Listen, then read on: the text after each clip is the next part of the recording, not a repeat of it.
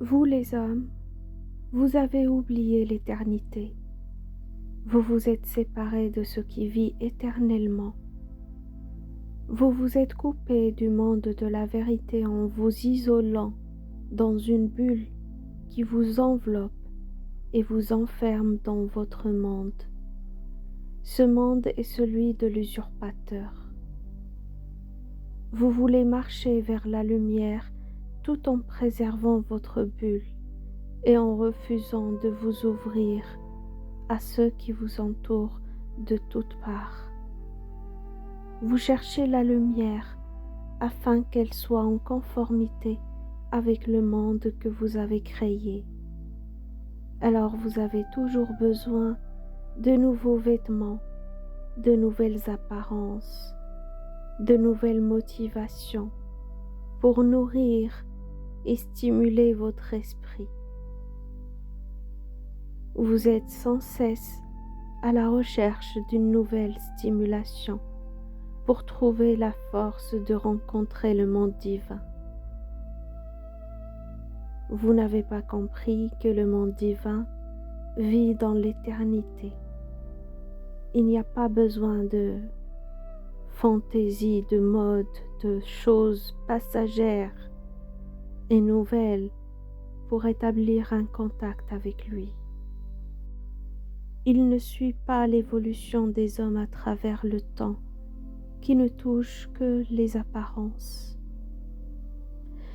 La pureté, la sagesse, la discipline sacrée, l'humilité, le respect sont des vertus éternelles qui traversent les temps et les mondes inventés par les hommes. Aujourd'hui, les hommes ont tout dans leur vie. Ils appuient sur un bouton, formulent une demande et obtiennent satisfaction. Ils en sont arrivés à penser que le monde divin est semblable au monde des hommes, un monde dans lequel tout se renouvelle sans cesse et pour lequel il faut toujours trouver de nouvelles stimulations. Les hommes en sont parvenus à croire qu'ils comblent les besoins de leur corps et de leur vie intérieure, alors qu'en réalité, ils doivent de plus en plus courir pour se renouveler et garder le peu qu'ils ont. Ils n'ont plus de force pour ce qui est essentiel, plus de vitalité pour ce qui est éternel. Ils sont sans cesse dans l'obligation de renouveler leur vie, de l'alimenter, de la stimuler à travers des modes de vie passagères. Sans nouvelle stimulation, ils n'arrivent pas à demeurer stables dans la méditation, s'endorment et ne parviennent pas à se concentrer sur l'Éternel sans se fatiguer. Ils perdent leur force et leur vie parce qu'ils ne renforcent pas en eux les vertus primordiales, comme une nourriture sacrée pour ce qui est immortel. Ils passent tout leur temps et offrent toute leur énergie pour renouveler la vie et les besoins éphémères du corps. Le corps a sans cesse besoin d'une eau se renouvelant pour le remagnétiser et le renouveler. La source divine est une eau intarissable qui n'a pas besoin d'être renouvelée. Il est simplement nécessaire de cultiver une relation juste avec elle.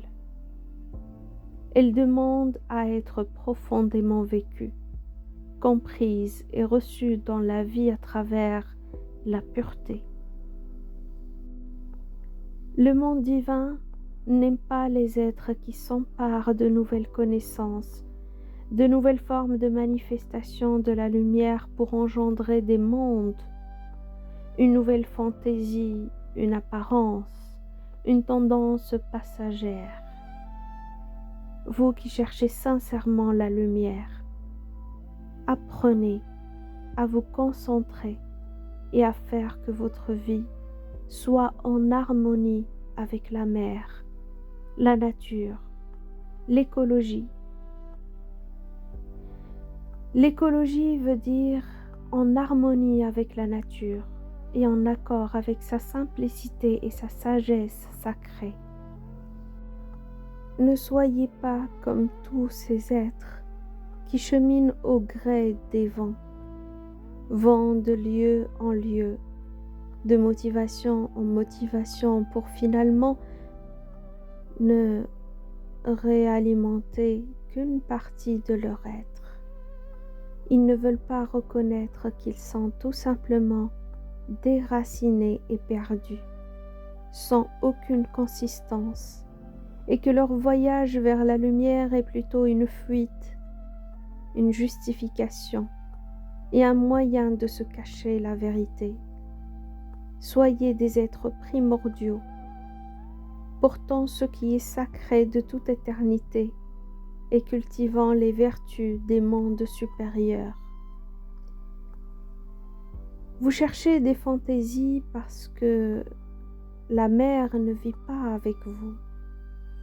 Si vous vous promenez dans la nature, tout en communion avec elle et en percevant le message du Père, vous comprendrez que vous n'avez besoin de rien d'autre que du langage des oiseaux, de la beauté et des couleurs des fleurs, de la force des arbres, de la nourriture, de l'eau, de l'air et de la lumière, pour vivre et pour que le Père vous accueille dans son royaume.